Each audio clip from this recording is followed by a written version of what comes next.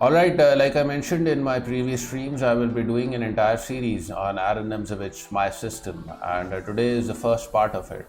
So I'll begin with a short quote from one of my favorite characters from the Star Wars series, and that's Master Yoda himself. And the quote is, "You must unlearn what you have learned." So with that said, I have had Aron Nimzowitsch, My System, the book with me for a while now. And even though I wanted to go through the entire book, I kept laying it off for a few odd reasons. Like I would read a couple of pages and then come across a sequence of moves written in it, and I would simply tell myself, you know what, I'll do this some other day. Because the chess notation system that was used back when this was written was different as compared to the one that is used today. And that actually makes it quite difficult to interpret and decipher some of the moves written in my system. So anyways, I told myself, why not do a series of streams on my system? And I recently started streaming, and it's quite fun. So I told myself it's gonna be fun, but in order to do that, I will have to go through the book. I'll have to do my analysis, I'll have to do the homework. So basically just trying to hit two targets with one arrow.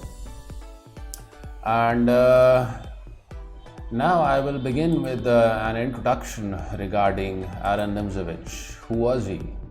Aron Nimzowitsch was a leading Danish chess grandmaster during the early 20th century and played at the time of famous chess players such as Alexander Alekhine, Capablanca and Emanuel Lasker, among others.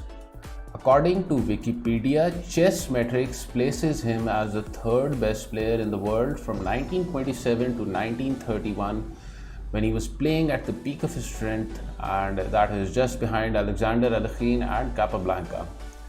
Now, Nimzowitsch is considered as one of the most important and influential chess players and writers in history. And in this stream, I will be covering one of his most famous written works, My System, or Mean System in German, if I'm pronouncing that correctly. Now, if you actually surf on the internet, you would come across a few video series that have already covered My System. And one of those series was done by a person who goes by the username of Sean G. Godley on YouTube. He has a channel over there called Killiger Chess. Apparently he doesn't come on all that much now, but a while back I used to watch quite a lot of his videos, and he really did a good job. So knowing that this is something that has already been covered, I still have my reasons for doing it. The most important being that I'm a person who simply loves chess. I have a huge passion for it, and like I mentioned before, doing the stream is obviously going to be fun. And in order to do that, I will get to go through the book. And Nimzowitsch had lengthy and somewhat bitter dogmatic conflicts with Siegbert Tarrasch, who was another very strong chess grandmaster from Poland. And those conflicts were basically over whose ideas constituted proper chess. Nimzowitsch is considered the founder and leading practitioner of hypermodernism. Now, hypermodernism is a chess school of thought that advocates the control of the center with distant pieces as compared to having just pawns in it. And this view was opposed to the prevailing chess school of thought that the center must only be controlled by pawns. And this chess school of thought was fueled by players like Chigorin and Wilhelm Steinitz, and then further advocated by Siegbert Tarrasch. But in hypermodernism, you have limited control of center with pawns, like in the Ninja-Indian variation that you come across while playing as black. And it's a variation that I personally love to play as well, where you have the queenside fianchetto of the bishop and limited pawn moves towards the center. Nimzowitsch showed that games could be won through indirect control of the center, breaking with Tarrasch's view that the center must be occupied by pawns. Nimzowitsch advocated controlling the center with distant pieces rather than with pawns, thus inviting the opponent to occupy the center with pawns, which can then become targets of attack. This was part of the hypermodern framework which Nimzowitsch encapsulated in My System, and this greatly influenced many chess players. It introduced and formalized concepts of the pawn chain, overprotection, undermining, prophylaxis, restraint, rook on the 7th rank, knight outposts, and the dynamics of the isolated queen's pawn and other areas of chess, which we will go through during the course of this series. Now, regarding Nimzowicz's personality, he is said to have been a player who was sensitive towards unruly or disruptive behavior from his opponents. And according to Wikipedia, a popular story, although likely made up, is that once when an opponent laid an unlit cigar on the table, he complained to the tournament arbiters, "He is threatening to smoke." And as an old player, you must know that the threat is stronger than the execution. And then Hans Kemok, who was an Austrian, Dutch and American international master and a popular chess writer, wrote an article about his 9 years with Nimzowitsch. And of Nimzowitsch, Kemok writes, "Nimzowitsch suffered from the delusion that he was unappreciated and that the reason was malice. All it took to make him blossom, as I later learned, was a little praise. His paranoia was most evident when he dined in company. He always thought he was served much smaller portions than everyone else. He didn't care about the actual amount, but only about the imagined affront. So he wasn't concerned about receiving less quantity, but he was more concerned with the person serving him that less quantity as to why he was doing that." Then Kemok further writes that, "I once suggested that he and I order what the other actually wanted, and when the food was served, exchange plates. After we had done so, he shook his head in disbelief, still thinking that he had received the smaller portion." So there you go, a little information regarding Nimzowicz's colorful personality, which was sprinkled with a little bit of paranoia. And then another colleague of Nimzowitsch, Savali Tatakavar, who was another very strong chess grandmaster, observed of him, "He pretends to be crazy in order to drive us all crazy." And now I will move towards the actual book, and I'll start off with the translator's preface. This is just a small portion from the preface. If you would like to read the entire preface, then I will refer you to the book. And it's written in the preface that for nearly 20 years now, Nimzowitsch has been the stormy petrel of the chess world. A petrel is a seabird related to sheer waters that typically flies far from land. So over here, it means that Nimzowitsch was simply someone who had somewhat unique and different views regarding chess as compared to the prevailing norms and the prevailing chess school of thought. "A law unto himself goes his own way, one, however, not to be recommended to the public. Mysterious, such are typical examples of the kind of criticism which his revolutionary ideas had to meet. And yet this law, this way has governed, has been followed by the whole modern school. Call it hypermodern or neo-romantic as you will. They are part and parcel of the game as it is played today." August 29, 1929, Philip Hereford. Now after that, there's a section that reflects Nimzowicz's tournament and match record, which I'm not going to go through in this video. If you would like to go through it, then again I will refer you to the book. This is information that you can also find on the internet. And then we move towards the contents section of the book, where we actually find out that it is divided into 3 parts. The first is called the elements, the second position play, and the third is a collection of illustrative games.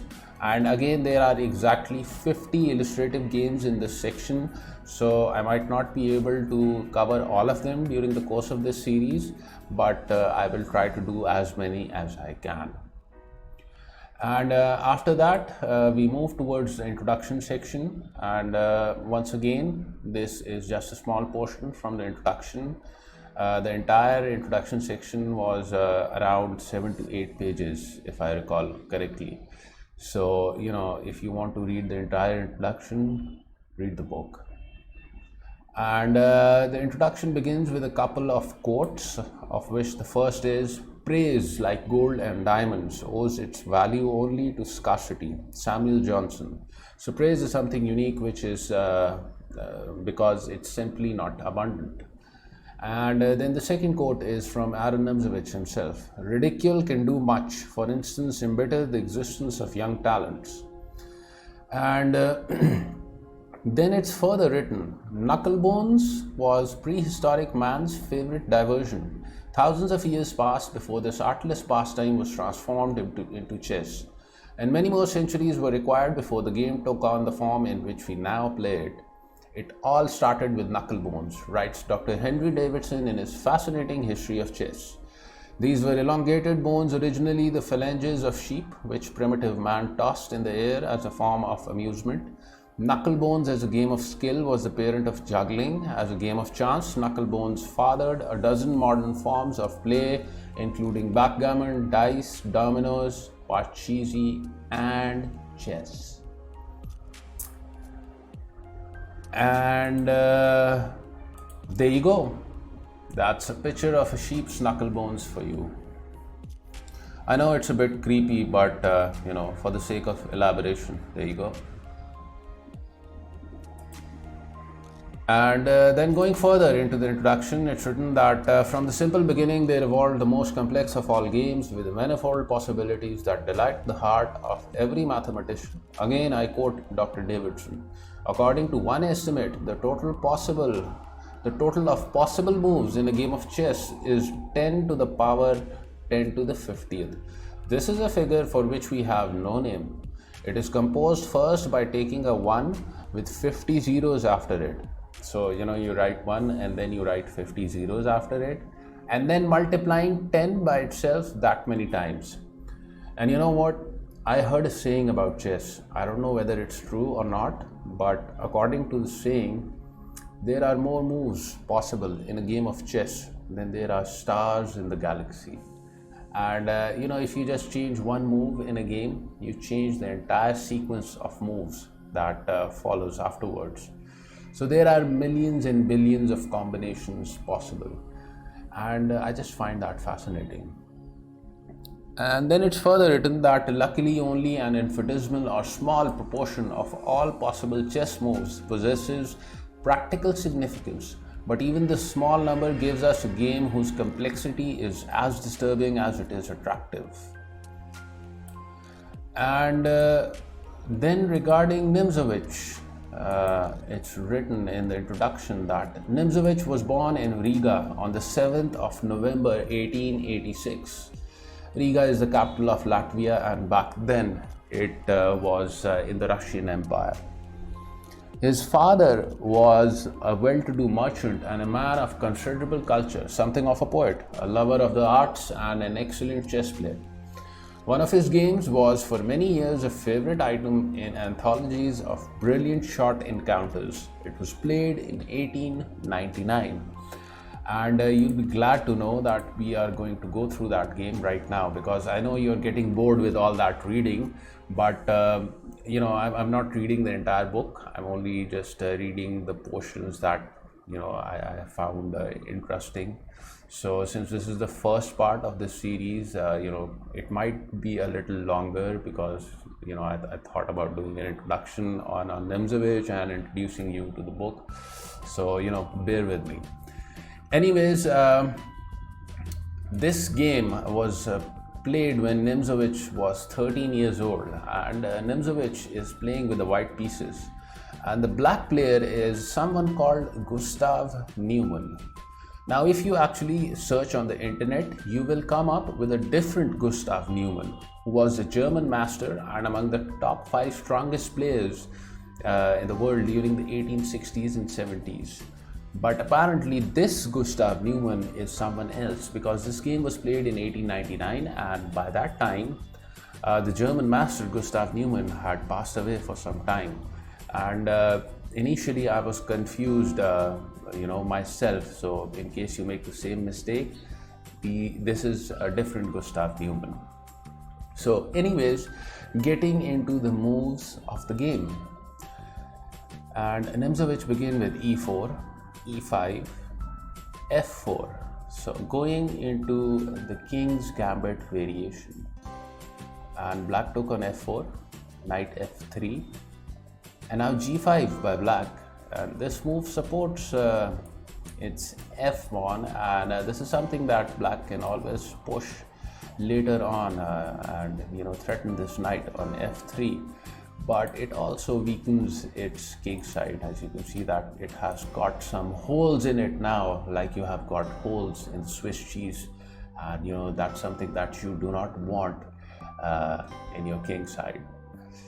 So anyways, bishop c4, and now immediately Neumann played g4, attacking white's knight on f3. So let's see what Nimzowitsch does about this.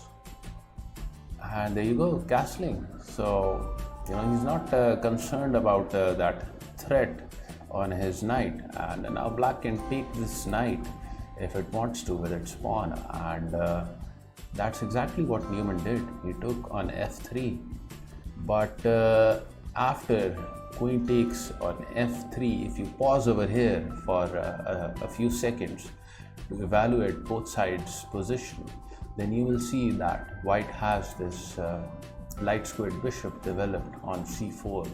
Its queen is developed on f3, which is powered by a rook on f1, and together these pieces are targeting this weak f7 pawn, which is only controlled, only defended by the black king.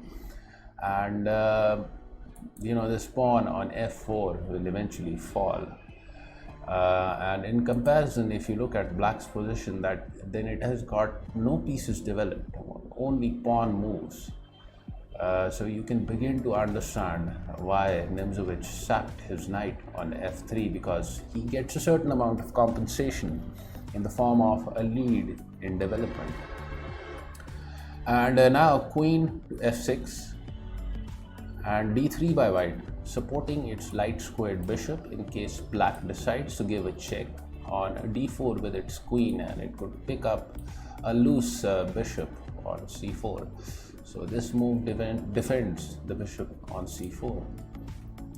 Bishop to g7, knight c3, knight c6, and now Nimzowitsch took on f4 with his dark squared bishop.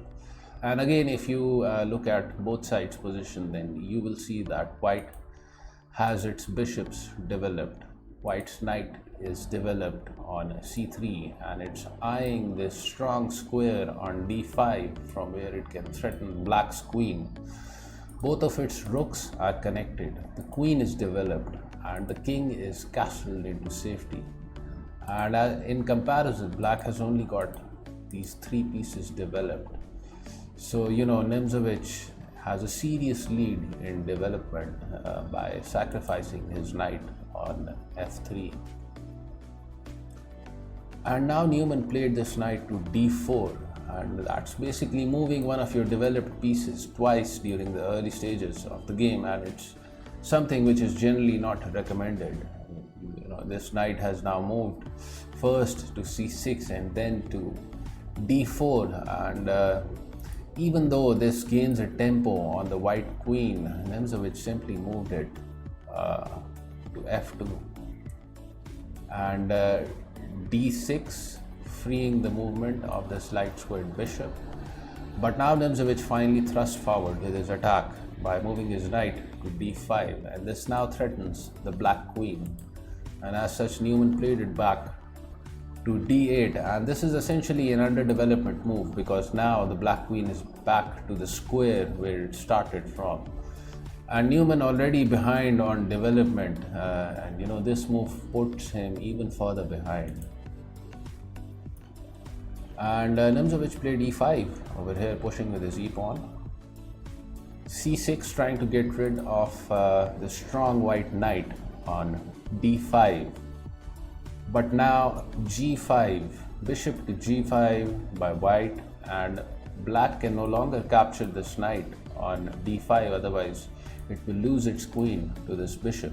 And even though black can capture this bishop with its queen because it's not defended by any pieces, then it would face a really serious attack by white after queen takes on f7. So Neumann played d7, trying to maintain protection of the f7 pawn. But Now knight to c7 check by white. And a couple of moves seemingly gifting pieces to black, and Newman finally accepted over here and took on c7. And even though white is down a couple of pieces, if you actually put this position in an engine, you will find out that it is giving an advantage of around 10 pawns to white, which is like having another queen and a pawn on the board. So it's basically over for black.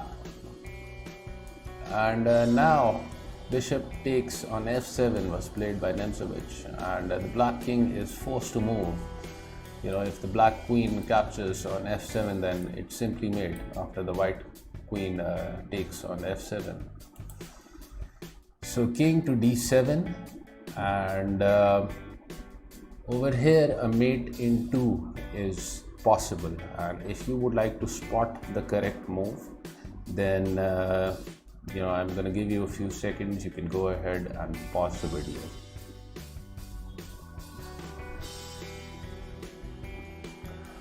Alright, the move played by Nimzowitsch was queen to f5, which is essentially a queen sacrifice, because now black can take this queen with its knight, and it's pretty much forced. The only other possible move for black is to move its knight to e6, blocking the check, but in that case white simply takes on e6, and the black king is checkmated.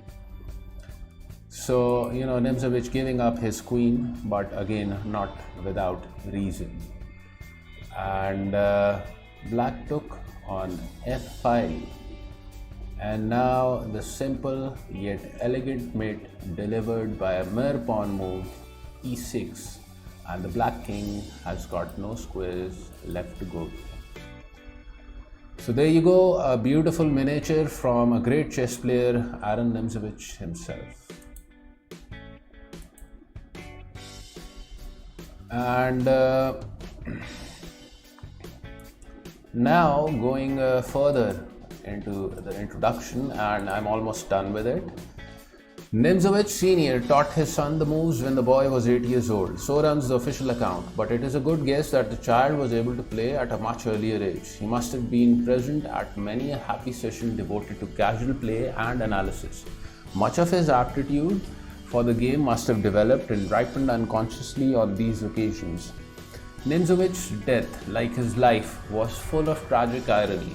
He died on March 16, 1935 at the age of 48. His death occurred during the Great Moscow Tournament, where many of his disciples from all over the chess world were distinguishing themselves.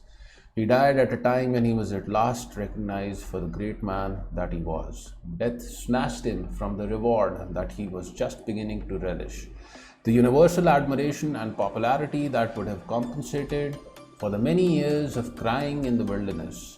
Luckily for us, he left a lasting heritage, which will give future generations as much pleasure as it caused him anguish. Fred Reinfeldt, New York, February 4th, 1947. And again, after this, there is a section that reflects Nimzowicz's career, and I'm not going to go through that during this video. If you would like to do so, then you can find this information on the internet, or you can go through the book. And now we move towards the first part of the book, which is called the Elements. And this part is further divided into 9 additional parts, of which the first part is called On the Center and Development. And it contains a short introduction in what the less advanced student must know about the center and about development. Nimzowitsch writes over here, in my opinion, the following are to be regarded as the elements of chess strategy. Number 1, the center. Number 2, play in open files. Number 3, play in the 7th and 8th ranks. Number 4, the passed pawn. Number 5, the pin. Number 6, discovered check. Number 7, exchanging. Number 8, the pawn chain. And then there's an additional part called the elements of endgame strategy, which is listed in the content section. So we will go through all of these parts in detail during the course of this series. And then Nimzowitsch further writes, each one of these elements will in what follows be as thoroughly explained as possible. We shall begin with the center, which we propose to treat in the first place with the less experienced player in mind. In the second part of the book, which is devoted to position play, we shall endeavor to investigate the center from the point of view of the higher learning. And over here, Nimzowitsch gives a couple of definitions. The first is of a frontier line, and the second is of the midpoint. So let me just clear this board so I can give you the first definition given by Nimzowitsch of the frontier line. And if you look at the chessboard from a white's position, you will see this fourth horizontal rank, and then you will see this fifth horizontal rank above it, and then you see this line between these two horizontal ranks. And this is the frontier line according to Nimzowitsch. So there you go. And then after that, Nimzowitsch gives a definition of a midpoint. And the midpoint is comprised of the four central squares on the chessboard, namely d4, e4, e5, and d5. So there you go. These four squares make up the midpoint. And of the frontier line, Nimzowitsch writes, by development is to be understood the strategic advance of the troops to the frontier line. The process is analogous to the advance on the outbreak of a war. Both armies seek to reach the frontier as quickly as possible in order to penetrate into enemy territory. If you take a look at the chessboard again and consider real life, then it is true. If war does break out, both sides do not immediately start fighting, but their first objective is to occupy strategic positions from where they can attack their enemy. And translating that into chess terms, what the white player needs to do is move its pieces along with its pawns towards the frontier line as quickly as possible. And the same applies for black as well. And then Nimzowitsch further writes regarding development that development is a collective conception. To have developed 1, 2, or 3 pieces does not mean that we are developed. On the contrary, the situation demands that all pieces be developed. If I may so put it, the period of development should be inspired by a democratic spirit. How undemocratic, for instance, it would be to let one of your officers go for a long walking tour while the others kick their heels together at home and bore themselves horribly. No, let each officer make one move only and dig himself in. And then regarding pawn moves, Nimzowitsch writes, a pawn move must not in itself be regarded as a developing move, but merely as an aid to development.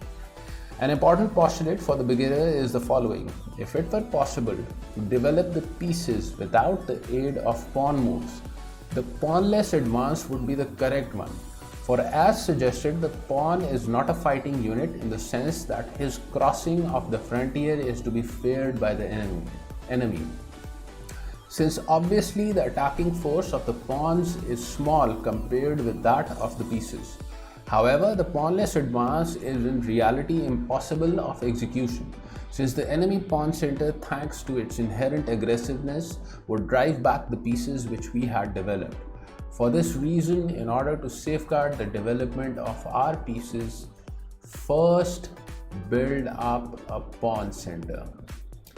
The wrecking of the pawnless advance is illustrated by the following, and over here Nimzowitsch gives an illustration, an example to explain how to demolish a pawnless advance by your opponent. So I will just load this sequence of moves for you on the analysis board so we can go through it. And there you go, fine. Alright, knight f3 by white, knight c6, and now e3 by white. Basically moving its pawn just one square to e3 and not the usual thrust that you see towards e4 played during games.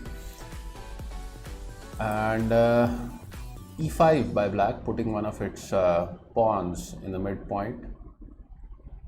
Knight c3, knight f6, bishop to c4, and now d5 by black, and this basically puts another one of its pawns in the center, and not only that, this also attacks this white bishop on c4, and white will be forced to move a developed piece twice during the early stages of the game.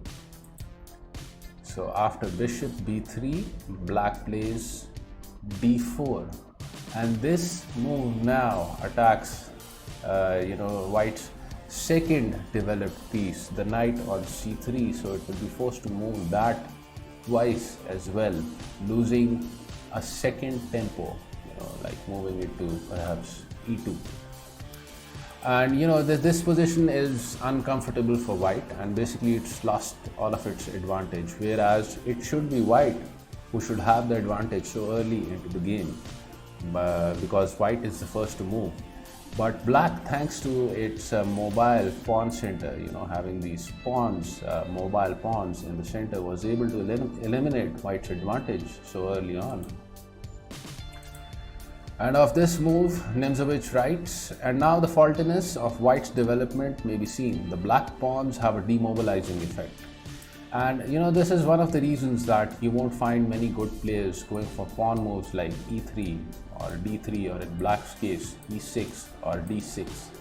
Usually pawns are thrust towards the center by moving e4 or d4, or in black's case, e5 or d5. And Nimzowitsch further writes that white is uncomfortably placed at any rate from the point of view of the player with little fighting experience.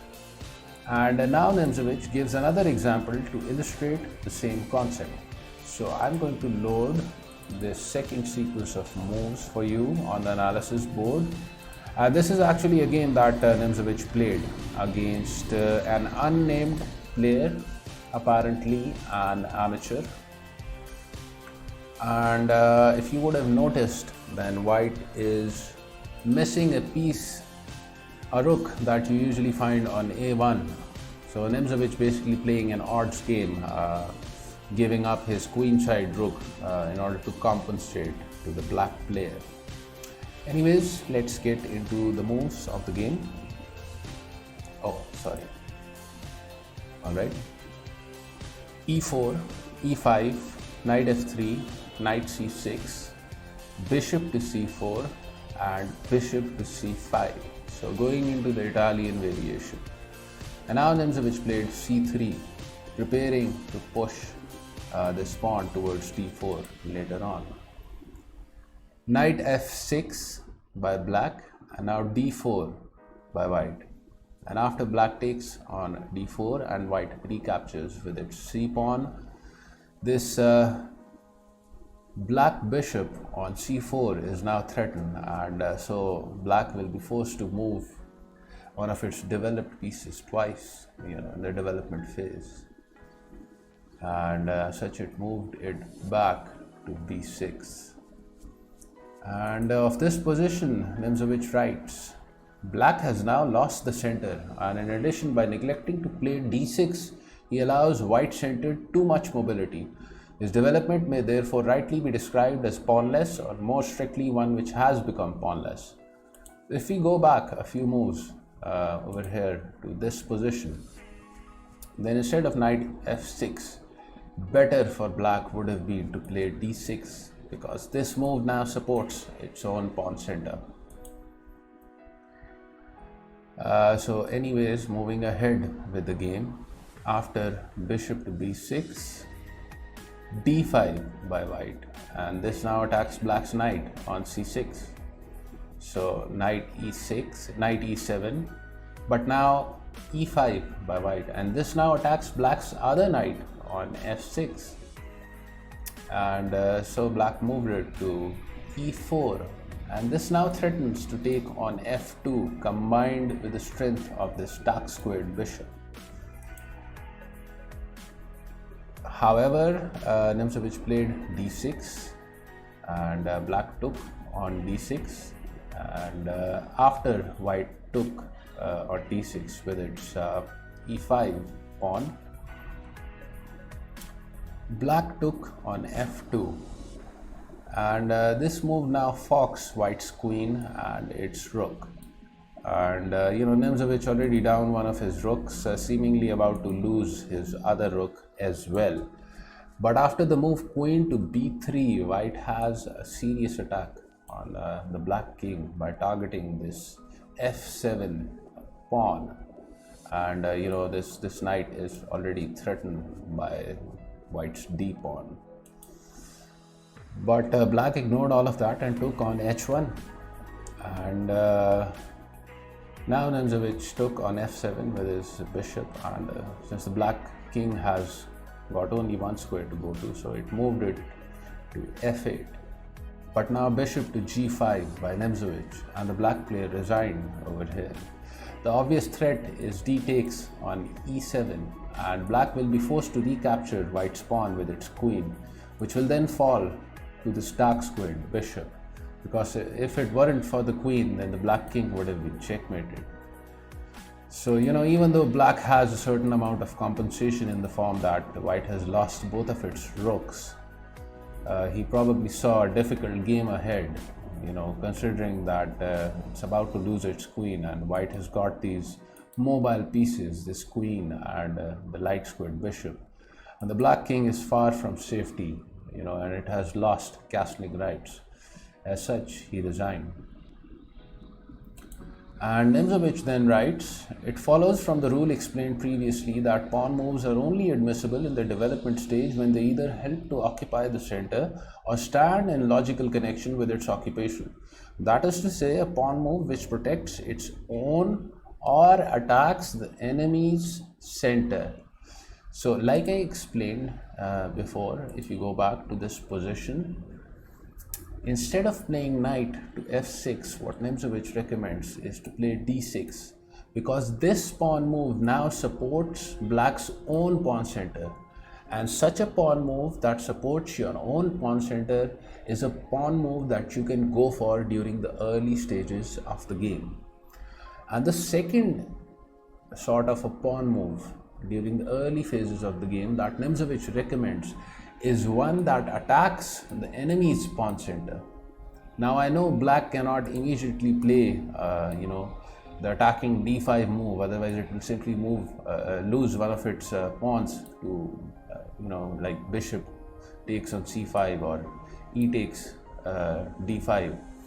But if the opportunity arises, if the situation permits, then this is a pawn move that you can make during the early stages of the game.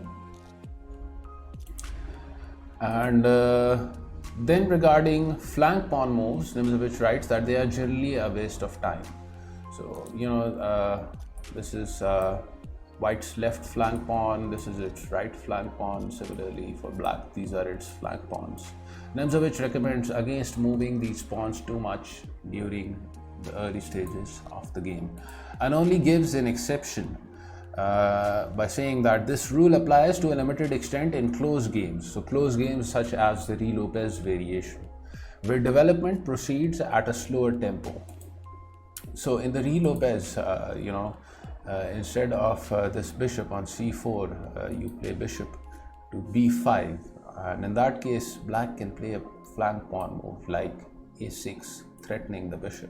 And similarly, white can also play flank pawn moves like a3 or h3, since the development for both sides proceeds at a much slower tempo. So that is the only exception that Nimzowitsch gives for playing certain flank pawn moves. And then Nimzowitsch writes, to sum up, in the open game, speed in development is the first law. Every piece must be developed in one move. Every pawn move is to be regarded as a loss of time, unless it helps to build or support the center or attack the enemy's center. Hence, as Lasker truly observes, in the opening, 1 or 2 pawn moves, not more. So there you go, Nimzowitsch quoting Emanuel Lasker, who was another great chess player. And at this point over here, I'm going to end this first part on Aron Nimzowitsch, my system, and we shall continue next time from where we are leaving this. And I hope you enjoyed the video, and if you did, please do hit the like button. I would appreciate if you can comment on my videos and give me some feedback. If you have any suggestions on how I can improve my videos. I'm very new to video making and streaming. In fact, this is one of the first few videos that I have made. So, any suggestions, any feedback would be highly appreciated. You can be as critical as you want. In fact, I would appreciate that. So yeah, thank you very much for watching, and till next time, take care.